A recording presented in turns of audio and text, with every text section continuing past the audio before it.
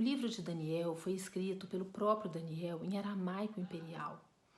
Daniel se revela um grande homem perante Deus e perante o mundo, tendo sido citado pelo próprio Jesus como profeta e ganhando um lugar de destaque entre os demais profetas. Ele profetiza não apenas com relação à vinda do Messias, como os demais, mas impressiona pela exatidão nas suas profecias, especificando datas e épocas. Lutero chega a afirmar que dentre os filhos de Abraão ninguém foi tão grande quanto Daniel. E sua influência foi tão poderosa que ele conseguiu ser canal de Deus para a conversão desses reis. O livro de Daniel começa com um importante acontecimento que já havia sido predito por diversos profetas: a queda de Jerusalém. Nabucodonosor ainda não era rei, ele era um príncipe, herdeiro e chefe supremo do exército de seu pai. Ele havia acabado de concluir uma poderosa vitória sobre o Egito na Batalha de Carquemes, que havia assegurado à Babilônia domínio sobre toda a Síria e Palestina. O sítio começou em 605 a.C.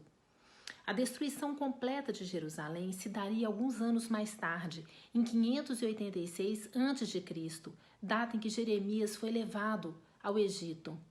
Nabucodonosor deu ordem a Aspenaz, o chefe dos seus eunucos, que trouxesse, dentre os jovens de Jerusalém, membros da nobreza, da alta estirpe, jovens inteligentíssimos, que fossem perfeitos, belos, versados em toda ciência, em todo conhecimento, como astronomia, astrologia, agronomia, matemática e a língua acádia.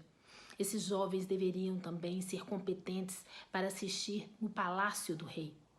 Daniel era um desses jovens, da alta nobreza da linhagem real de Jerusalém. E a ordem era que esses jovens fossem levados para a Babilônia, mantidos por 3 anos, sendo preparados para assistirem no palácio real. Eles deveriam tomar uma porção diária das finas iguarias da mesa do rei, também do vinho bebido pelo rei. Durante esse período, eles seriam preparados e deveriam aprender toda a cultura e a língua babilônica.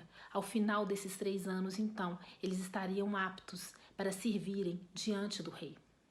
Entre os jovens que foram levados por Nabucodonosor para a Babilônia, estavam 4 vindo de Judá: Daniel, Ananias, Misael e Azarias. Logo que eles chegaram lá, o chefe dos oficiais mudou os nomes deles para Beltesazar, Sadraque, Mesaque e Abednego. Daniel decidiu que ele não ia se contaminar comendo a comida e bebendo o vinho que eram servidos pelo rei. Deus fez com que o chefe dos oficiais fosse bondoso e tivesse simpatia por Daniel, quando ele fez esse pedido.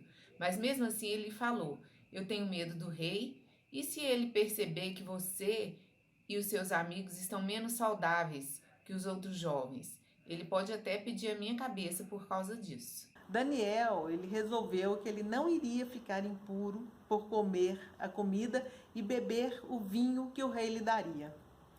Ele empregou um bom juízo ao oferecer uma alternativa em vez de rebelar-se. Essa atitude foi só para evitar a comida do rei, não é vegetarianismo. Foi um oficial de status mais inferior, que foi o cozinheiro-chefe, que cooperou com eles. Com a conivência do chefe dos eunucos, ele substituía ou trocava as iguarias reais, que eram destinadas a Daniel e seus companheiros, pela sua própria comida, beneficiando-se assim com a troca, e esse fator também representava uma garantia de que o segredo seria guardado. O resultado da experiência de 10 dias justificou a confiança de Daniel de que a sua saúde não sofreria danos. Mesmo um pequeno ato de autodisciplina, feito por lealdade como um princípio, coloca os servos de Deus sob a sua aprovação e bênção.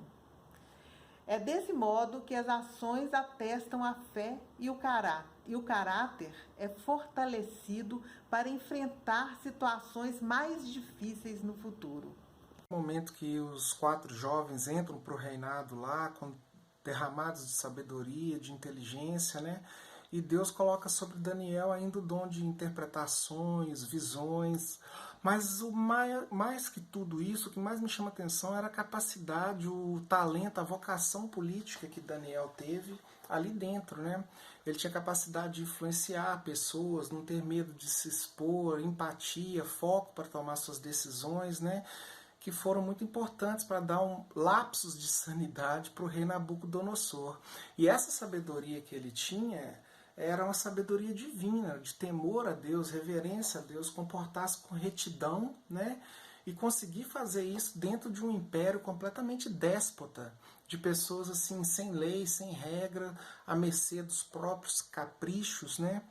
E dentro disso, trazendo para os dias de hoje, a gente poderia orar pedindo a Deus que, mesmo que a gente não tenha reis, presidentes e parlamentares sábios, que pelo menos ele coloque pessoas como Daniel próximo deles, para que eles tenham momentos de sanidade, momentos de retidão, para agirem com mais bom senso, pensando no bem comum, para que a gente viva numa sociedade melhor dentro da vocação das coisas que Deus tem para nós.